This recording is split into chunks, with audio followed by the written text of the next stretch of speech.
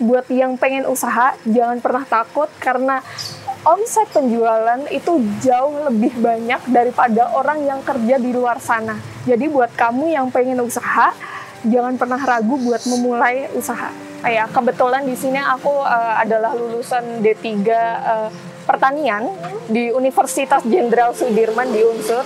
Kebetulan aku dulu sempat menjadi finalis mahasiswa wirausaha juga. Jadi kebetulan untuk usaha sendiri aku udah tahu basic-basicnya ketika di kampus seperti itu, dan akhirnya menerapkan di sini juga di usahanya mama juga. Terus untuk sekarang kebetulan karena background saya digital marketing, jadi lebih cocok juga untuk menyasar gimana caranya bisa usaha ini sukses kayak gitu.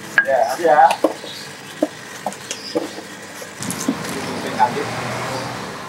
Masuk adalah rujak cacah mangga muda sama lutis potong mix. iya. Pak, masih ada mangga mentah nggak Pak? Mangga mentah buat rujak cacah mangga muda Kan satu. nanti belanja Mas, kalau banyak besok kesini Mas. Iya, ini Kan standarnya datang. cabenya 5 ya Bu ya? Ini kemauan customer ya. Oh, kemauan customer. Itu kan ada notnya. Oh, gitu. Kita baca, ini minta cabai sekian gitu. gitu. Iya. Cabai 2 pakai terasi ya. Iya. Iya, kemauan dia. Dikurangin 1. Itu Ini bikinnya satu-satu Bu ya? iya. Ini 2 porsi kita bikin sekaligus nggak apa-apa. Kalau 2 bisa. Yang penting sama ya cabenya gitu. Kalau sama bisa bikin 2. Cuman kalau nggak sama ya bikinnya satu-satu. Nah, itu tadi kacangnya Bu ya? Iya, kacang, terasi, garam, cabai, gula. Resepnya ini aja Mas ya, kita resepnya sambil berdoa lah, Bismillah, biar laris enak. Itu kunci menjalani Iya, usahanya Bu ya? iya, Berdoa, usaha. iya. Orang kadang pelanggan nanya, Bude apa sih resep bumbu ya? Kita Bismillah aja lah. Kalau Bismillah kan nanti rasanya enak. Oh gitu. Iya, Cukup bismillah ya Bu ya? iya, berdoa aja. Berdoa. Iya.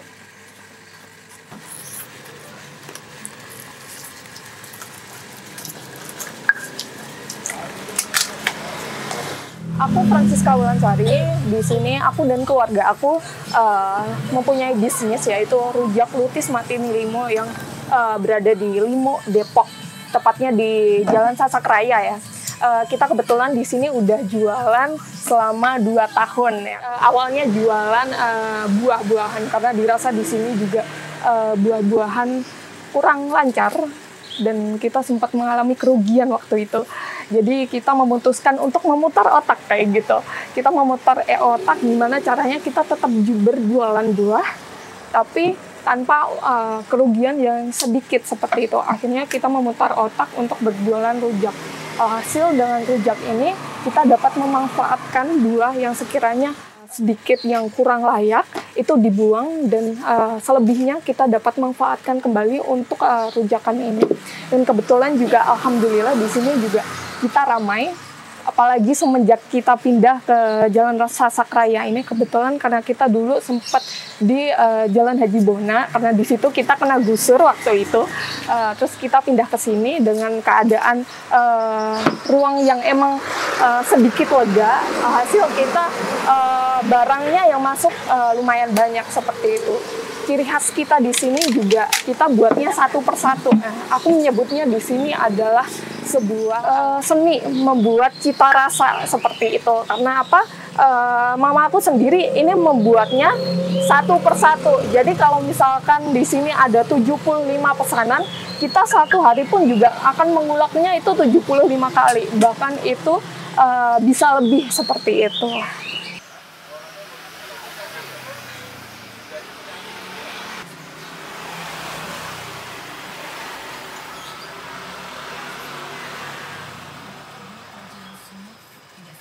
Itu dari jam berapa ke jam berapa? Dari jam 8 pagi sampai jam 8 malam. Sampai jam 8 malam. Iya. Kalau mulai rame-ramenya jam berapa tuh? Ya di atas jam 12. Jam 12 rame ya pesannya? Iya. Kendalanya sendiri pasti ada ya. Kita lebih kendalanya ke Rujak online semut. waktu itu karena Potong. jujur Sambelnya? waktu itu aku belum tahu tentang strategi pemasarannya melalui online seperti itu. Nah, di sini kita sempat mengalami yang nggak ada pesanan sama sekali. Sempat waktu itu kita 1 minggu nggak ada pesanan sama sekali, sampai aku suatu saat ada pesanan cuman 1, cuman kebetulan waktu itu aku tinggal tidur, alhasil pesanan itu terbatalkan seperti itu. Jadi kita sering ada pesanan, cuman kebetulan karena kita restonya waktu itu belum ada rating, jadi pesanan itu tuh akan otomatis terbatal setelah 1 menit.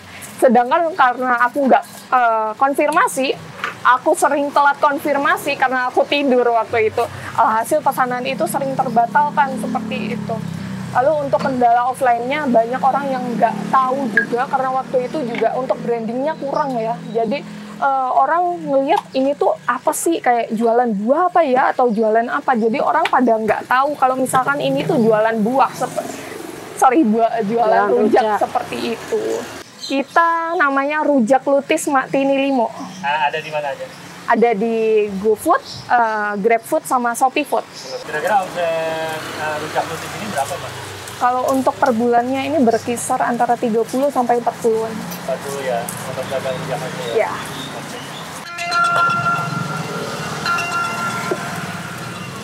Apa tuh, Mbak? Ada dari mana, Mbak? Gojek. Dari Gojek, Tadi Grab. 2 lutis potong mix.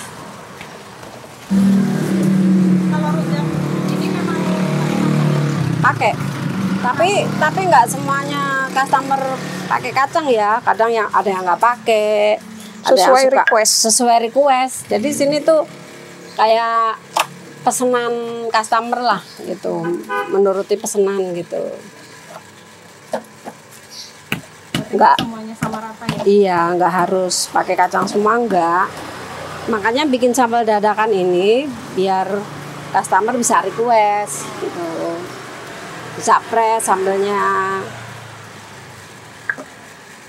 Itu apa, Bu? Air asam. Biar enak. Seger.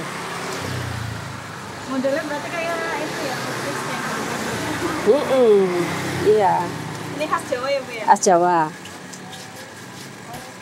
Oke, kalau dari aku sendiri buat memulai usaha itu butuh adanya suatu analisis ya. Kita dari menentukan target pasar, dari analisis kompetitor juga itu sangat penting banget. Soalnya untuk target pasar itu kalau misalkan kita udah jelas, kita bakalan nyasarnya itu gampang gitu. Misalkan saya sendiri target pasarnya adalah orang yang menengah ke bawah, berarti kita harus menentukan kita tuh harus yang seperti ini, kayak gini, kayak gitu-gitu. Untuk analisis kompetitornya itu juga sangat penting banget karena di sini juga aku analisis kompetitornya itu sangat kuat banget, terutama untuk Gojek itu. Sampai akhirnya aku selalu lihat ya gimana caranya untuk toko aku itu berada di paling atas walaupun nggak pakai iklan seperti itu. Sampai sekarang boleh dilihat toko aku di sini bisa di paling atas, paling nggak kalau nggak yang di baris 1 ke 2. Oke, untuk harapan kedepannya Rujak Lutis Mak Tini Limo bisa bikin cabang baru, dan kalau bisa di kemudian harinya Rujak Lutis Mak Tini Limo ini bisa jadi franchise seperti itu, sehingga dapat dikembangkan oleh orang lain dan brandingnya bisa kuat seperti itu. Karena aku juga pengen jadi rujak yang bisa lebih dikenal sama orang Indonesia kayak gitu, bukan hanya di Depok aja tapi bisa dinikmati orang luar juga.